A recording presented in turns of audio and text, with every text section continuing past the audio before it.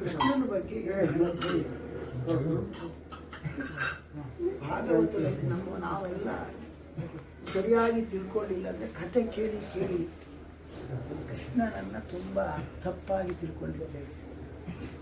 ಕೃಷ್ಣ ನವನೀತ ಚೋರ, ಶೌರ್ಯ ಮಾಡಿದ್ದಾನೆ, ಬೆಣ್ಣೆ ಕದ್ದಿದ್ದಾನೆ, ಮತ್ತು ಹಾಲು ಎಲ್ಲ ಮೊಸರೆಲ್ಲ ಕಳ್ತನ ಮನೆ ಜಾಸ್ತಿ ಇದೆ. ಯಾವಾಗಲೂ ಗೋಪಿಕಾ ವಲ್ಲಕಿಯರ ಜೊತೆಗೆ ಇರ್ತಾನೆ, ಎಲ್ಲ ಹುಡುಗಿಯರ ಜೊತೆಗೆ ಇರ್ತಾನೆ. ರಾತ್ರಿ ಕಾಲ ಆಗಲಿ ರತಿ ಕ್ರೀಡೆ ಮಾಡ್ತಾನೆ. ಹಾಗಾಗಿ ಗೋಪಿಕಾಸ್ತ್ರೀಯರನ್ನೆಲ್ಲ ಕೆಡಿಸ್ತಾನೆ. ಹಾಗೆ ಗೋಪಿ ಜಾರ ಹೆಣ್ಣು ಬಾಕತರ ಹುಚ್ಚು, ಸ್ತ್ರೀಯರ ಹುಚ್ಚಿಗೆ ಚಿಕ್ಕಾಪಟ್ಟೆ ಕಳ್ತಾನೆ ಅಂತ ಕೃಷ್ಣನ ಕಥೆ ಸರಿಯಾಗಿ ಅರ್ಥ ಮಾಡಿಕೊಳ್ಳಿ ನಮಗೆ ಹೀಗೆ ದೋಷ ಕಾಣ್ತೇವೆ ನನಗೆ.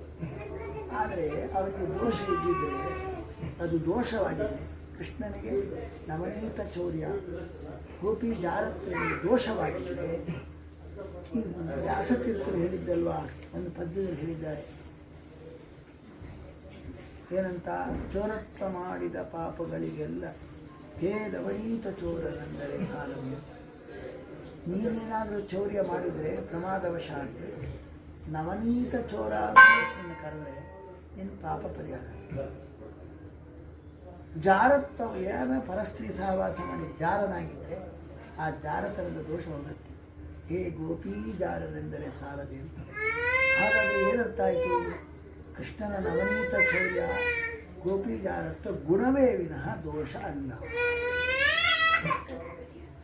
ಯಾಕಲ್ಲ ಅಂದರೆ ಕೃಷ್ಣನಿಗೆ ಅವ್ರ ಜೊತೆಗೆ ವಿಹಾರ ಮಾಡುವಾಗ ಸುಖ ಆದರೆ ಕಾಮ ವಿಕಾರ ಆದರೆ ದೋಷ ಆಗುತ್ತೆ, ಅದು ದೋಷ.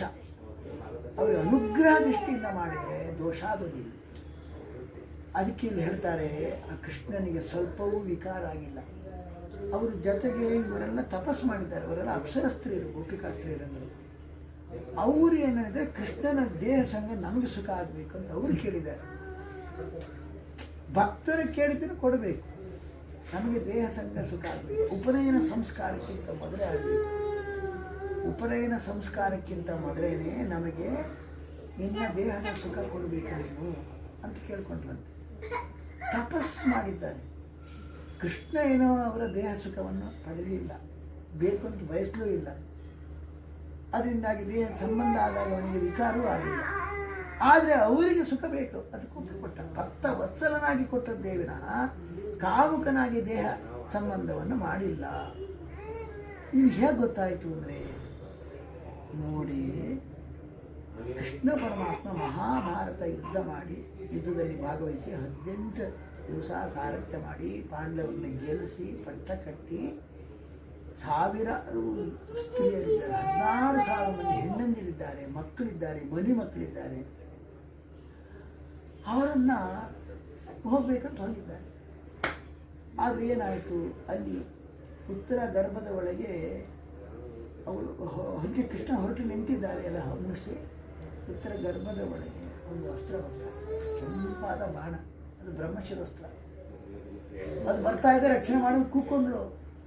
ಆಗ ರಕ್ಷಣೆ ಮಾಡಿದ, ಗರ್ಭದ ಒಳಗೆ ಹೋಗಿ ಪಾಂಡವರ ಮೇಲೆ ಬಂತು ಒಂದು ಅಸ್ತ್ರ, ಅದನ್ನು ರಕ್ಷಣೆ ಮಾಡಿ ಸುಧಾರಿಸ್ತಾರೆ ಇಟ್ಕೊಂಡು 10 ತಿಂಗಳ ಕಾಲ ಉದರದಲ್ಲೇ ತಿರುಗುತ್ತಾ ಇದ್ದ. ಚಕ್ರ ಗದೆ ಬೀಸ್ತಾ ಚಕ್ರ ಹಿಡ್ಕೊಂಡು ಮಗುವನ್ನು ರಕ್ಷಣೆ ಮಾಡಿ. ಆಗ ಈ ರೀತಿಯಾಗಿ ಕೃಷ್ಣ ಮಾಡಿದ್ದಕ್ಕೆ ಪರಂಪ ಇದಿಷ್ಟು ಹೇಳಿದಂತೆ ನೀನು ಇಲ್ಲೇ ಇರಪ್ಪ, ನನಗೆ ನೀನು ಬಿಟ್ಟಾಗ ಇರಲಿಕ್ಕಾಗ ಎಷ್ಟೋ ತಿಂಗಳ ಕಾಲದಲ್ಲೇ ಇದ್ದ. ಹಾಗಾಗಿ ಬೇರೆ ಯಾರಿಗಾಗಿದ್ದರೆ ಆ ಹೆಂಡತಿ 1000 ಮಂದಿ, ಒಬ್ಬರು ಹೆಂಡತಿ ಇದ್ರೇ ಓಡಿಬಿಡ್ತಾರೆ, ಇರೋದಿಲ್ಲ ಹೆಚ್ಚು ಹೊತ್ತು, ಓಡ್ತಾರೆ. ಎಲ್ಲ ನಮಗೆ ಅನುಭವ ಆಗಿದೆ. ಎಲ್ಲ ಜನರು ಮನೆಗೆ ಓಡಿ ಸಂಸಾರಕ್ಕಿಂತ ಗೃಹಸ್ಥನಾಗೋಕ್ಕಿಂತ ಮೊದಲು ಸ್ವಲ್ಪ ಎದಷ್ಟು ಆಗ್ತಾರೆ. ಯಾವಾಗ ಮದುವೆ ಆಯಿತು ಮತ್ತೆ ಯಾರು ಕೂಡ ಹೀಗಿರುತ್ತೆ. ಆದರೆ ನಮ್ಮ ಕೃಷ್ಣ ಅಲ್ಲೇ ಕೂತ್ಕೊಂಡ್ಬಿಟ್ಟ. ಮತ್ತೆ 4 ತಿಂಗಳು ಆದಮೇಲೆ, ಎಷ್ಟೋ ತಿಂಗಳಾದ್ಮೇಲೆ ಹೊರಟಿದ್ದಾರೆ. ಆ ಸಂದರ್ಭ ಅವ್ರಿಗೆ ಏನೋ ಮೊದಲು ಬರ್ತಾ ಇದ್ದಂತ ಈಗ ಬರ್ತಾ ಇಷ್ಟು ತಮಕ ಅವರಿಗೆ ಕೃಷ್ಣ ನೋಡಬೇಕು, ಆಲಿಂಗಿಸ್ಕೊಳ್ಬೇಕು, ಸುಖ ಪಡಬೇಕು, ಹಾಗೆ ಹೀಗಂತ ತೊಳಿತಾ ಇದ್ದಾರೆ ಅವರೆಲ್ಲ. ಅವ್ರನ್ನ ಹಾವ ಭಾವ, ಯಾಕೆ ಸಾವಿರಾರು ಸ್ತ್ರೀ ನನ್ನ ಹತ್ರ ಕೃಷ್ಣ ಕೊಟ್ಟಬೇಕು, ನನ್ನ ಹತ್ರ ಕೃಷ್ಣ ನನಗೇ ನಿಂದಿಸ್ಬೇಕು ಅಂತ. ಹಾವ ಭಾವ ವಿಲಾಸ ಎಲ್ಲ ಮಾಡ್ತಾ ಇದ್ದಾನಂತೆಲ್ಲ. ಅದು ಕುಹಕ. ಮನಸ್ಸಿಗೆ ವಿಕಾರ ಆಗ್ತಕ್ಕಂಥ ಶೃಂಗಾರ ಲೀಲೆ ಎಲ್ಲ ತೋರಿಸ್ತಾ ಇದ್ದಾರೆ. ಅಂದರೆ ಕಟಾಕ್ಷ ಬಿರುದು, ಹುಬ್ಬಿನ ವಿಲಾಸ ಮಾಡ್ತಾ ಇದ್ದಾರೆ. ಇದು ಕುಹಕ ಅಂದರೆ ಮನಸ್ಸಿಗೆ ಮನೋವಿಕಾರ ಆಗುತ್ತೆ, ಕಾಮವಿಕಾರ ಆಗುತ್ತೆ. ಅಂಥ ಕುಹಕ ಅಂದರೆ ಮನೋವಿಕಾರ ಆಗ್ತಕ್ಕಂತಹ ಒಂದು ಚೇಷ್ಟೆಗಳು, ಅದು ಕುಹಕ. ಅದನ್ನು ಭಗವಂತ ನಿರಾಸ ಮಾಡಿದಂದರೆ ಅದಕ್ಕೆ ಅವನು ಬೋಲ್ಡೇ ಆಗಿಲ್ಲ, ಅದಕ್ಕೆ ಗುರಿಯೇ ಆಗಿಲ್ಲ. ಸಾವಿರಾರು ಮಂದಿ ಈ ರೀತಿಯಾಗಿ ಹಾವಭಾವ ವಿಲಾಸ ಮಾಡಿ ಅವನ ಮನಸ್ಸನ್ನು ಕದಡಬೇಕು ಅಂದರೆ ಆಗಿಲ್ಲ. ವಿಫಲ ಆದರವರು, ಅವರ ಕುಹಕ ವಿಫಲವಾಯಿತು, ಅದೇ ನಿರಸ್ತ ಮಾಡಿದ. ಯಾಕೆ ಅಂದರೆ ಅವರಿಗೆ ಒಂಚೂರು ಸಹ ಕಾಮವಿಕಾರ ಆಗಿಲ್ಲಂತೆ. ದೇವರಿಗೆ ರಾಸಕ್ರೀಡೆ ಮಾಡ್ತಾ ಇದ್ದಾನೆ. ರಾಸಕ್ರೀಡೆ ನೃತ್ಯ ಒಂದು ವಿಶೇಷ. ಅಷ್ಟು ಹುಡುಗಿಯರ ಜೊತೆಗೆ ಮಾಡಿದಾಗ ದೇವರ ಮನಸ್ಸಿನಲ್ಲಿ ಏನು ಕಾಮವಿಕಾರ ಆಗಿಲ್ಲ. ಯಾಕೆಂದರೆ ಅವರಿಗೆ ಸುಖ ಕೊಟ್ಟು ವಾತ್ಸಲ್ಯದಿಂದ ಸುಖ ಕೊಡ್ತಾನೆ, ತಾನು ಕಾಮವಿಕಾರಕ್ಕೊಳಗೆ ಅವ್ರ ಜೊತೆಗೆ ಇದ್ರು. ಇದು ಅದಕ್ಕೆ ಹೇಳ್ತಾರೆ ಈ ಶುಕಾಚಾರ್ಯರು, ಈ ರೀತಿಯಾಗಿ ಕೃಷ್ಣ ಪರಮಾತ್ಮ ರಾಸಕ್ರೀಡೆಯನ್ನು ರಾತ್ರಿ ಕಾಲದಲ್ಲಿ ಮಾಡಿದ್ದನ್ನು ಆ ಗೊಲ್ಲತೆಯರ ಜೊತೆಗೆ ಯಾರು ಕೇಳ್ತಾರೋ ಅವರಿಗೆ ಹೃದಯದಲ್ಲಿ ಕಾಮರೋಗ ಇದ್ರೆ ವಾಸಿ ಆಗತ್ತೆ ಅಂತ. ಬರಬೇಕು ಹೀಗಾಗಿ ಹೋಗತ್ತೆ. ಎಲ್ಲಿಯಾದರೂ ನೃತ್ಯ ಮಾಡಿದ್ದಾನೆ, ಸ್ತ್ರೀಯರ ಜೊತೆಗೆ ನೃತ್ಯ ಮಾಡಿದ್ದಾನೆ ಕೇಳಿದ್ರೆ ಇಲ್ಲೇ ಲೋಕದಲ್ಲಿ ಏನಾಗುತ್ತೆ ಹೇಳಿ, ಜಾಸ್ತಿ ಆಗುತ್ತೆ ಉದ್ರೇಕ, ಇದು ಹೊಟ್ಟು ಹೋಗುತ್ತೆ ಅಂತ. ಯಾಕೆ ಅಂದರೆ ಕೃಷ್ಣ ಮಡಿಯಾಗಿ ಅವ್ರ ಜೊತೆಗೆ ರಾಸಕ್ರೀಡೆ ಮಾಡಿದ್ದಾರೆ. ಕಾಮವಿಕಾರಕ್ಕೆ ಒಳಗಾಗದೆ ಇಷ್ಟು ಧೀರನಾಗಿ ಒಂಚೂರು ಕಾಮವಿಕಾರಕ್ಕೊಳಗೆ ಅವರಿಗೆ ಮಾತ್ರ ಸುಖ ಕೊಟ್ಟಲ್ಲ, ತಾಯಿ ಕಾಮವಿಕಾರಕ್ಕೊಳಗಾಗಿಲ್ಲ. ಇಷ್ಟು ಶುದ್ಧ ಮನಸ್ಸು. ಇಂಥ ಕೃಷ್ಣನ ಕ್ರೀಡೆಯನ್ನು ಕೇಳಿದ್ರೆ ಕಾಮರೋಗ ಬರುವುದೇ ಇಲ್ಲ ಅಂತ ಹೇಳಿದ್ದಾರೆ. ಅದಕ್ಕೆ ಹೇಳಿದರು ಹಾವ ಭಾವ ವಿಲಾಸ ಕುಹಕ ಗೋಪಿ ಇವರೆಲ್ಲ ಸ್ತ್ರೀಯರದ್ದು. ಅದನ್ನು ನಿರಾಸ ವಿಫಲ ಮಾಡಿಬಿಟ್ಟ, ಏನು ವಿಕಾರ ಆಗಿಲ್ಲ. ಅದಕ್ಕೆ ನಮ್ಮ ಕೃಷ್ಣನನ್ನು ಬ್ರಹ್ಮಚಾರಿ ಅಂತ ಹೇಳಿ ಅವನು ಧೀರೇಂದ್ರ ಬ್ರಹ್ಮಚಾರಿ. ಯಾಕೆ ವಿಕಾರಕ್ಕೆ ಕಾರಣ ಇದ್ದರೂ ಕೂಡ ಯಾರ ಮನಸ್ಸು ವಿಕಾರ ಆಗೋದಿಲ್ವೋ ಅವರು ಧೀರರು ಅಂತ. ಕೃಷ್ಣನಿಗೆ ಮನಸ್ಸಿಗೆ ವಿಕಾರ ಆಗಲಿಕ್ಕೆ ಎಷ್ಟು ಮಂದಿ ಇದ್ರು? ಸಾವಿರಾರು ಸ್ತ್ರೀಯರಿದ್ರು. ಒಂದು ವಿಕಾರ ಕಾರಣವಾದದ್ದಿಲ್ಲ, ಸಾವಿರಾರು ಸ್ತ್ರೀಯರು ಸಾಮೂಹಿಕವಾಗಿ ವಿಕಾರಕ್ಕೆ ಕಾರಣವಾದದ್ದು ಎಲ್ಲ ಹಾವಭಾವ ವಿಲಾಸ ಮಾಡಿದ್ರು ಕೂಡ ಕೃಷ್ಣ ಏನೂ ವಿಚಲಿತನಾಗಿ ಸುಮ್ಮನೆ ಕೂತ್ಕೊಂಡ ಧೀರನಾಗಿ. ಅದಕ್ಕೆ ಕೃಷ್ಣನನ್ನು ಬ್ರಹ್ಮಚಾರಿ ಅಂತ ಹೇಳೋದು ಇದಕ್ಕೋಸ್ಕರ. ತನಗೋಸ್ಕರ ಯಾವುದನ್ನು ಅಪೇಕ್ಷೆ ನೋಡಿ. ಗೋಪಿಕಾಸ್ತ್ರೀಯರು ನೋಡಿ, ನೀವು ಅರ್ಥ ಮಾಡ್ಕೊಳ್ಳಿ, ಇದೆಲ್ಲ ವಿಚಾರ ನೋಡಬೇಕು. ಈಗ ಒಂದು ಪಕ್ಷಕ್ಕೆ ಸ್ತ್ರೀಯರು ಹುಚ್ಚಿದ್ರೆ ಅವ್ರು ಏನು ಮಾಡಿದ್ರು ಕೂಡ ಎಜಸ್ಟ್ ಆಗ್ತಾರೆ ಅಲ್ವಾ? ಕೃಷ್ಣನಿಗೆ ಗೋಪಿಕಾಸ್ತ್ರೀಯರು ಬೇಕಾ? ಗೋಪಿಕಾಸ್ತ್ರೀಯರು ಏನಾಯಿತು? ನಮ್ಮಂಥ ಭಾಗ್ಯವಂತ ಸ್ತ್ರೀ ಯಾರಿದೆ? ಕೃಷ್ಣ ನಮ್ಮನ್ನು ಹಚ್ಕೊಂಡಿದ್ದಾನೆ ನೋಡಿ, ನಾವು ಇಷ್ಟೆಲ್ಲ ಮಾಡ್ತಾನೆ, ನಮ್ಮಂಥ ಭಾಗ್ಯ ಸ್ತ್ರೀ ಯಾರಿದ್ದಾರೆ ಅಂತ ಅಹಂಕಾರ, ಒಂದು ಮದ ಬಂತಂತೆ ಅವರಿಗೆ. ಅಷ್ಟು ಮದ, ನಮ್ಮಂಥ ಸೌಭಾಗ್ಯದ ಮದ.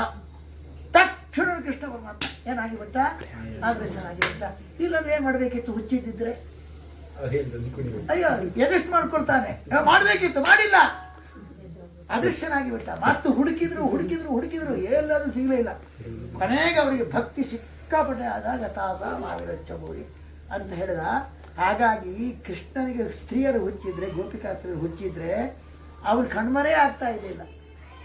ಕಣ್ಮರೆ ಆಗಿದ್ದಾನಲ್ಲ, ಕೃಷ್ಣನಿಗೆ ಯಾರು ಬೇಕಾಗಿಲ್ಲ? ಗೋಪಿಕಾಸ್ತ್ರೀಯರು ಬೇಕಾಗಿಲ್ಲ. ಆದರೆ ಗೋಪಿಕಾಸ್ತ್ರೀ ಕೃಷ್ಣ ಬೇಕು. ಅದಕ್ಕೆ ಇಡೀ ಕಾಡಿನೆಲ್ಲ ಅಲ್ದಾಡು ಸ್ತೋತ್ರ ಮಾಡಿ ಅವರು ಮತ್ತೆ ಕೃಷ್ಣನಿಗೋಸ್ಕರವೇ ಅದನ್ನು ಅರ್ಪಣೆ ಮಾಡಿದಾಗ ಕೃಷ್ಣ ಕಾಣಿಸಿಕೊಂಡ. ಆಯ್ತಪ್ಪ, ಇಷ್ಟೆಲ್ಲ ಆದಮೇಲೆ ಕಂಸನನ್ನು ಮರ್ದನ ಮಾಡಲಿಕ್ಕೋಸ್ಕರ ಅಕ್ಕುರ ಕರ್ಕೊಂಡು ಹೋದಾಗ ನೋಡಿ ಅವರೆಲ್ಲ ಹಿಂದೆ ಬಂದಿದ್ದಾರೆ. ಎಷ್ಟು ರಥದ ಧೂಳು ಕಾಣೋ ತನಕ ಹಿಂಬಾಲಿಸ್ಕೊಂಡು ಹೋಗಿದ್ದಾರೆ ಅವರು. ಅವ್ರನ್ನ ನಾನು ಬರ್ತೇನಪ್ಪ ಸಮಾಧಾನ ಪಾಡಿಸಿ ಕಳಿಸಿದ. ಕೊನೆಗೆ ಕೃಷ್ಣ ಅಯ್ಯೋ ನಮ್ಗೆ ಗೊಲ್ಲತ್ತೀರಲ್ಲ, ನನಗೋಸ್ಕರ ಕಾಯ್ತಾ ಇದ್ದಾರೆ. ಕಂಸನ ಮರ್ದನ ಮಾಡಿದ ತಕ್ಷಣ ಉಪನಯನ ಆಗೋಕ್ಕಿಂತ ಮೊದಲು ಓಡಿ ಬರಬೇಕಿತ್ತು. ಉಪನಯನ ಸಂಸ್ಕಾರಕ್ಕೆ ಹೋಗ್ತಾರೆ. ಕಂಸನ ಮರ್ದನ ಮಾಡಿದ ನಂತರ ಅವನಿಗೆ ಪ್ರೋಗ್ರಾಮ್ ಏನೋ ಅವ್ರಿಗೆ ಕಾಯ್ತಾ ಇದ್ದಾರೆ, ಓಡಿ ಬರಬೇಕಿತ್ತು. ಸ್ತ್ರೀಯರು ಗೋಪಿಕಾಸ್ತ್ರೀಯರು ಹುಚ್ಚಿದ್ದಿದ್ರೆ ಅವ್ರು ಓಡಿ ಬರಲೇ ಇಲ್ಲ. ಮೆಲ್ಲಕ್ಕೆ ಉಪನಯನ ಮಾಡಿಕೊಂಡು ವಿದ್ಯಾಭ್ಯಾಸ ಮಾಡಿಕೊಂಡು ಎಲ್ಲ ಬರ್ತಾ ಇದ್ದಾರೆ. ಕೊನೆಗೆ ಏನು ಮಾಡಿದ? ತಾನು ಹೋಗ್ಲೇ ಇಲ್ಲ. ಸ್ವಲ್ಪ ಉದ್ಧವನನ್ನು ಕಳಿಸ್ತಾರೆ, ಸ್ವಲ್ಪ ಅವ್ರಿಗೆ ಸಮಾಧಾನ ಪಡಿಸೋಂತ. ತಾನು ಹೋಗಿಲ್ಲ. ತನಗೆ ಗೋಪಿಕಾಸ್ತ್ರೀಯರು ಹುಚ್ಚಿದ್ರೆ ತಾನೇ ಓಡಿ ಬರಬೇಕಿತ್ತು, ಹೋಗಿಲ್ಲ. ಇನ್ನೊಂದು ಸರ್ತಿ ಯಾರನ್ನು ಕಳಿಸ್ತಾನೆ ಗೊತ್ತುಂಟಾ? ಬಲರಾಮ ದೇವರನ್ನು ಕಳಿಸ್ತಾನೆ, ತಾನು ಹೋಗಿಲ್ಲ. ಕೊನೆಗೆ ಎಲ್ಲಿ ಆಗುವುದು ಅಂದರೆ ಭೇಟಿ ಆ ಇವರಿಗೆಲ್ಲ ಮದುವೆ ಎಲ್ಲ ಆದ ನಂತರ ಕುರುಕ್ಷೇತ್ರದಲ್ಲಿ ಅವರೆಲ್ಲ 60 ವರ್ಷ 70 ವರ್ಷದವರು. ಅರ್ಥ ಮಾಡ್ಕೊಳ್ಳಿ, ಕೃಷ್ಣನಿಗೆ ಹುಚ್ಚಿದೆಯಾ? ಆದರೆ ಅವರಿಗೆ ಸುಖ ಕೊಡಬೇಕು, ತಾನು ವಿಕಾರಕ್ಕೆ ಒಳಗಾಗ. ಕೃಷ್ಣನಿಗೆ ಯಾವ ಸ್ತ್ರೀಯರ ಅಪೇಕ್ಷೆ? ಅದಕ್ಕೆ ಅಷ್ಟು ಮಡಿ ಶುದ್ಧ ಮಡಿ ಬ್ರಹ್ಮಚಾರ್ಯದಿಂದಾಗಿ ನಮ್ಮ ಉಡುಪಿ ಕೃಷ್ಣ ತುಂಬ ಬ್ರಹ್ಮಚಾರಿ. ಆದ್ರಿಂದಾಗಿ ಬ್ರಹ್ಮಚರ್ಯದಲ್ಲೇ ಇರ್ತಕ್ಕಂಥ ಸನ್ಯಾಸಿಗಳನ್ನು ಬಾಲಬ್ರಹ್ಮಚಾರಿಗಳನ್ನೇ ಮಧ್ವಾಚಾರ್ಯ ಉಡುಪಿಯಲ್ಲಿ ಇಟ್ಟರು. ಅಷ್ಟು ಮಡಿ ಅವನು ಅಂತ. ಮಡಿ ನಮ್ಮ ನರಸಿಂಹನಿ ಮಾತ್ರ ಮಡಿಬೇಕು, ಕೃಷ್ಣನಿ ಮಡಿಬೇಡ ಅಂತ ತಿಳ್ಕೊಳ್ಬೇಡಿ. ಮತ್ತೆ ಮಡಿ ಅವನು. ಇಂಥ ಕೃಷ್ಣ ಈ ರೀತಿಯಾಗಿ ತನ್ನ ಸ್ವಂತ ಶಕ್ತಿಯಿಂದ ತಾನು ಯಾವ ಸ್ತ್ರೀಯರ ಹಾವಭಾವ ವಿಲಾಸಾದೇನೆ ಶುದ್ಧ ಮನಸ್ಸಿನಿಂದ ಅಂತ ನಮ್ಮ ಕೃಷ್ಣ ನಮಗೂ ಭಾಗವತ ಕೇಳಲಿಕ್ಕೆ ಹೊರಗಿನ ಆಕರ್ಷಣೆ ಯಾವುದು ಇಲ್ಲದೇನೆ ಶುದ್ಧ ಮನಸ್ಸಿಂದ ಕೇಳುವ ಭಾಗ್ಯ ಕೊಡ್ಲಿ ಅಂತ ಕೇಳಿ ದೇವ್ರ ಮನೆಗೆ ಆರತಿ